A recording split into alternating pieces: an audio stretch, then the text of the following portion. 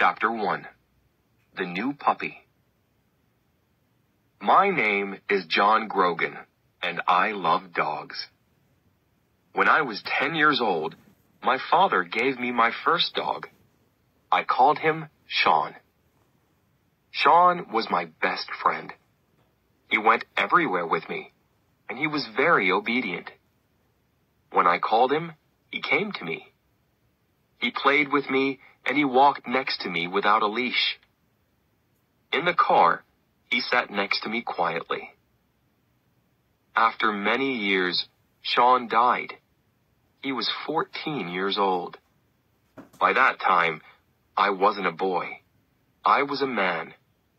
I had my first job. Sean was a great dog. I wanted to get another dog, but it had to be as wonderful as Sean. Some years later, I moved to Florida and married Jenny. Jenny and I had jobs with newspapers. We were very happy. We were young and in love, and life was wonderful. One day, I bought a plant for Jenny. It was very large, with beautiful white flowers. Jenny loved it. Maybe too much. Every day, she gave it water. In the end, the plant got sick and died. Some days later, I woke up early. Jenny wasn't in bed. I found her at the table with a newspaper. She had a red pen in her hand. "Jenny," I said, "what are you doing?" She showed me the newspaper. It was open at a page of ads. "Look at this, John," she said. I saw an ad with a big red line under it. Beautiful Labrador puppies, 5 weeks old. "I can't forget about that plant," Jenny said. "Why couldn't I look after a plant? I only had to give it water, but I killed it." She looked sad, but then she smiled. "I can't look after a plant, but maybe I can look after a dog. And later, maybe I'll be ready for a baby." I thought about that. Jenny and I wanted to have children one day, but we loved dogs too. Our little house was a good place for a dog. We lived near a park and near a beach, and the house had a big yard with lots of trees. "Okay," I said. I put my arms around Jenny. "Let's get a dog." So some days later, we drove to the address in the ad. The house was in the middle of some woods. A woman came to the door, and there was a beautiful yellow Labrador with her. "I'm Lori," said the woman. "And this is Lily. She's the puppy's mother." "Where's the father?" I asked. "Oh," said Lori, "Sammy boy, he's, around here somewhere." Then she said quickly, "Do you want to see the puppies?" Lori took us into a room behind the kitchen. There were a lot of newspapers on the floor and a large box by the wall. In the box were 9 yellow puppies. "Oh," cried Jenny, "aren't they beautiful?" We sat on the floor with the puppies. One little puppy really liked us. He climbed up our shirts and looked into our eyes. "The puppies are $375 each," said Lori. "But you can have that puppy for $350. I stood up and turned away from the puppies. Then I turned back quickly and shouted loudly. The other puppies ran away, but the little puppy ran to me and climbed over my shoes. "That's our puppy," Jenny laughed. I held him in front of my face. I looked at him, and he looked at me. He had very large brown eyes.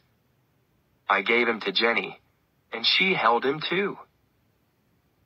I think he likes us, I said. We paid Lori for him. Come back for him in 3 weeks, she said. He'll be 8 weeks old, so you can take him then. We thanked Lori and said goodbye. On our way to the car, I put my arm around Jenny. Isn't it wonderful? I said. We got our dog. Yes, she said. I can't wait to bring him home.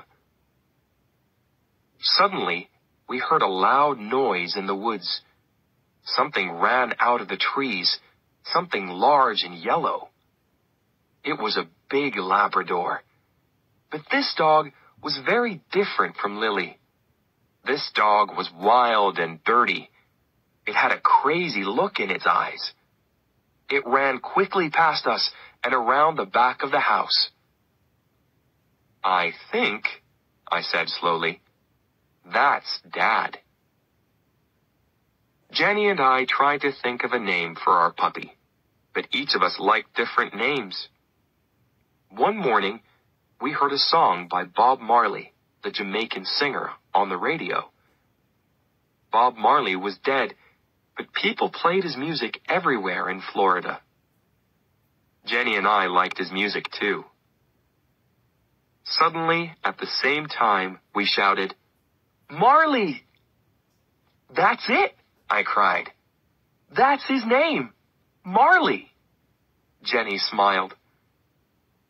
Some days later, Jenny's sister called her from Boston.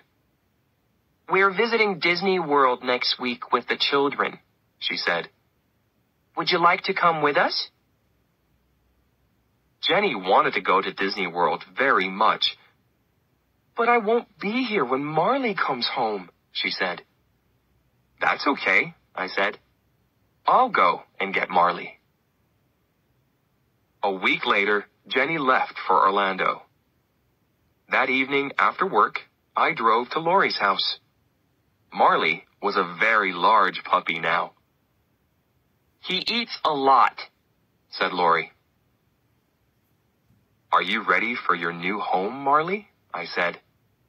I used his name for the first time, and it felt right. Marley sat next to me in the car. He tried to climb on me, but each time he fell back on the floor. In the end, he climbed up and sat on me. He wagged his tail happily.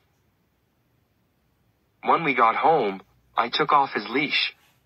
Marley began to sniff. He went around the house and sniffed everything. Then he sat back and looked at me with his large brown eyes. I could read Marley's thoughts. This place is great, but where are my brothers and sisters? I took Marley to the garage next to the house. It was a warm, dry room. Marley, I said, this is your room now. I put some newspapers down on the floor. I put some playthings down too. Then I put some water in a bowl and made a bed from a large box. You're going to sleep here, I said. I put Marley into the box.